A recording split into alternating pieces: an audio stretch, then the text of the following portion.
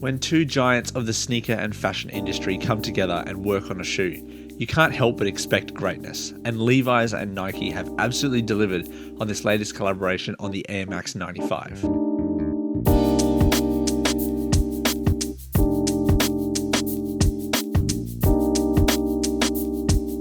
Being no stranger to collaborations, the American brand Levi's has a long history of collaborations not only with Nike but also New Balance and other clothing brands. And to continue celebrating the 30th year anniversary with Nike of the Air Max 95, they've come together to create 3 publicly available colorways of this shoe and 1 friends and family shoe that we're going to discuss here today. We're also going to chat about the sizing, the box, some of the accessories that come with it, how the comfort overall stacks up with some of the other 95s that have been released this year, including big bubble ones and non-big bubble ones. So we're going to dive right into that, but first of all, just thank you everyone for watching. My name is Harrison Cable. This is Best Foot Forward Shoes.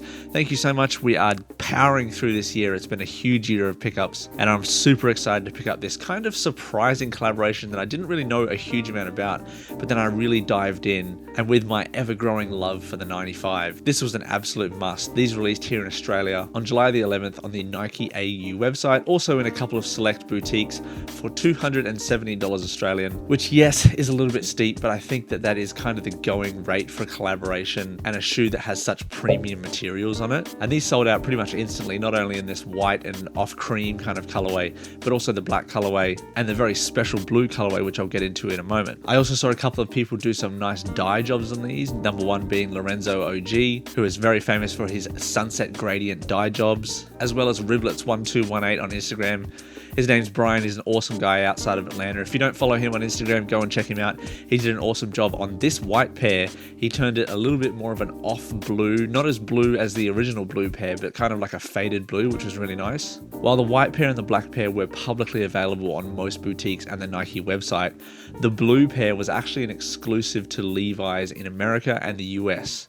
I don't believe they're released here in Australia, and there was so much commotion around the picking up of these shoes that they had to close the stores sometimes, and they wouldn't even let people in after the stores had been opened. Also a really dark blue friends and family pack that came with these really special insoles and big Levi's branding on the outsole. So those are pretty much unobtainable, but they were really cool as well.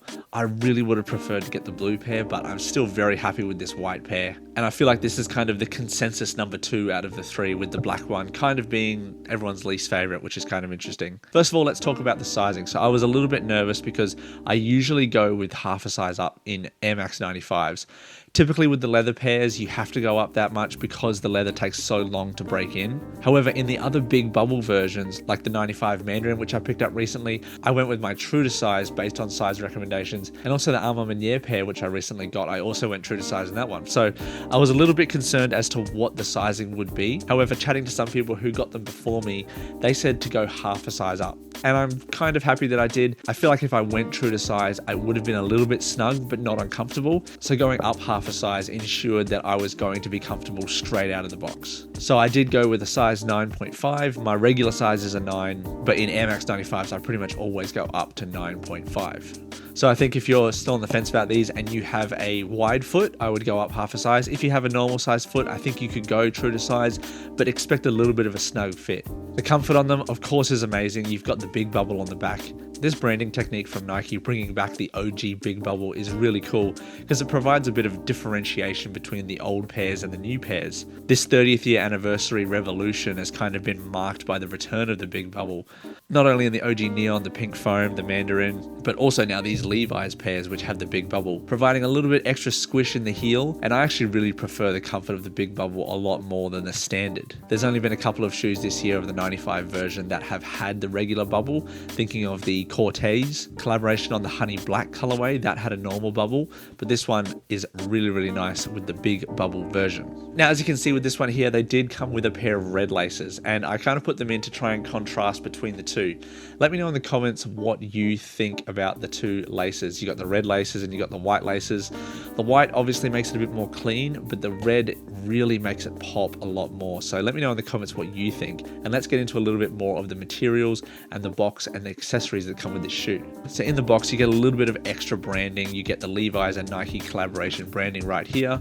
That nice red signifies Levi's signature color. It's a box that you would normally see with an Air Max 95, but they've changed the orange change out for the red. So a little bit of extra co-branding there. The paper is kind of interesting as well. It has this Levi's tag that you would usually see on the jeans. They've used that tag as the paper, which is kind of cool. And then, as I said before, you do get an extra pair of red laces, which I have put into that one. You also do get a pair of white rope style laces, which is kind of cool. But other than that, the box is pretty simple. There's nothing crazy with there. It's just your standard Nike box. And on one of the shoes, you do get a Levi's tag, which you would usually see on their jeans. So you kind of get that extra little bit of co-branding there with the Levi's and Nike, and then the Air Max done in that nice red. Other pieces of Levi's and Nike co-branding, you do get a Levi's branded insole. You also get a tiny Levi's tag on the back of the right shoe. That is pretty much attached to the embroidered Nike swoosh right there. And then on the bottom, you do get the middle shank plate, which does have that red signifying Levi's as well. So with it being a little bit of a plain colorway, like it's just white, or the just black one, it's just black, but you do get some little hits like these red insoles, the little red tags, little things like that I think make this shoe stand out a little bit more than just your regular collaboration. Like I think if they went all out and just went with like a totally red shoe, like that would have been a little bit too loud. But I think having those little tiny hits with the plain colors is very, very nice. So let's chat about the build quality. You do get your pretty standard outsole. You get a gum outsole on this one, which I think is very, very nice. This white really complements the light brown gum color here. Moving up to the outsole, you get a very clear white outsole with obviously the visible air units. When people say this is the white colorway, it's not quite white. It's actually mostly consisted of this very light tan colorway. And a lot of people were worried about getting this shoe a little bit dirty, myself included. But I think that kind of with jeans, you kind of expect that they're going to get dirty. And I think that's kind of the point of this shoe, is that you're supposed to be able to get them a little bit dirty. And yes, they'll show a little bit of wear, but it kind of gives it a bit more character, a bit of history, you know what I mean? Moving up from there, the panels are all done in this exact same color. So you get that pretty standard Nike Air Max 95 gradient pattern. It's all done in this exact same pale brown colored denim panels. You do have one leather tab that goes down the middle for the lace locks, which is pretty standard with Air Max 95s. A light brown Air Max tab on the top, and you also get some white mesh, which is pretty standard to a 95. So there is some classic elements of the shoe. They've definitely kept it very simple in terms of the design, but they have just changed a little bit when it comes to the materials. The padding around the outsole is very nice, and the tongue is not too thick. There were some Air Max 95s, like the Mandarin, was a very thick tongue. So you're not getting any sort of extra bulky tongue on this shoe, but you are getting some nice padding around the heel and also the big bubble for extra comfort. So overall, very, very nice build quality. There are some obviously fraying on the edges, but that is by design. It's not exactly meant to look like a completely clean upper. It does have a little bit of loose threads, etc., but I think it's supposed to look like that. Other than that, the QC is very good. I can't see a huge amount of glue stains or missed stitching or anything like that. The air unit's put in there very nicely. There is a few glue stains on the outsole, but hey, it's fine. Speaking a little bit more to how these released, I think that Levi's and Nike really needed to think about how they're releasing these shoes. So as I said, I got these on like an online drop, and most people here in Australia did, because I don't think they released in store in Australia, especially that Levi's exclusive blue colorway, which a lot of people wanted, was not available in store in Australia.